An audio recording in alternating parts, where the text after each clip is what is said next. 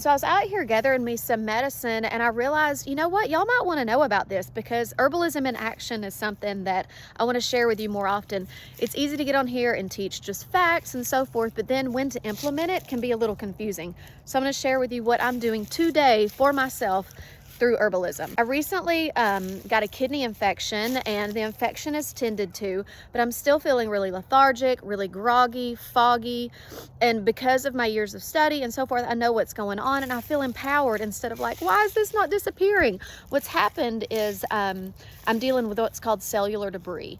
And so after you've had an infection, a virus, bacterial, whatever, you've got basically you're kind of toxic with death of cells, with cell death inside of you. Sounds awful. So your body went to battle, it went to war. So the viruses or the bacteria, they're destroying your cells, and it's your cell's job to go in there and destroy the viruses and the bacteria.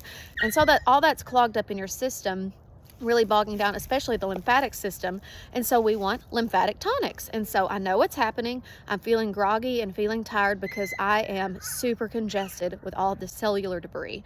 What do? Lymphatic tonics. And it's late winter, early spring, y'all. That is like the mecca of lymphatic tonic time. So I'm going to go around and show you who I'm gathering, and we're going to make a wild lymphatic tonic tea.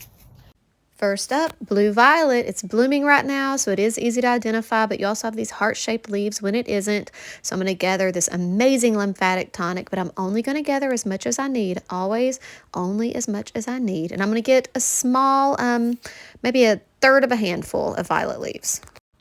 Next up, chickweed. Yep, that little beauty growing in your garden beds and in the shady areas some people think are weeds. Amazing lymphatic tonic and delicious edible. And last but not least, cleavers, growing everywhere right now as well. And you can see the whorled leaf pattern on the stem, and these sticky little treats are an amazing lymphatic tonic. If you're not sure if you have cleavers or not, you can do the stick test. You got cleavers. So it's really simple to make the tea once you bring it inside. It takes a couple minutes of prep and then like 30 minutes of just stove action. So here's how you do it. So it's really simple to make a fresh herb tea. It is different than dried herbs because there's still water in the leaves here. And so you need to simmer it. You can't just put it in hot water because it's kind of like just the water in the leaves meets the water in the cup. Nothing happens. I'm going to chop this up. Voila. Now I've exposed more surface area. I'm going to put it in a pot of water. This is probably about 32 ounces of water in this heaping handful of fresh leaves. And I'm going to stir the leaves in here, and the water, I've got it on a medium high. I'm going to bring it to a boil. Okay, once it comes to a boil, I'm going to let it simmer for about 15 minutes, making sure it doesn't simmer dry. Then I'm going to turn it off and let it steep for about 30 minutes.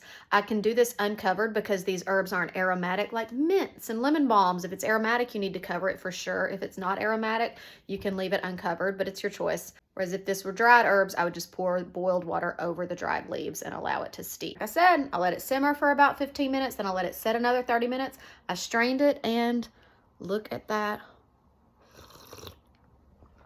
fresh lymphatic tea straight from my yard that's going to clear out all this nasty cellular debris and make me feel all better. From the wild to your kitchen.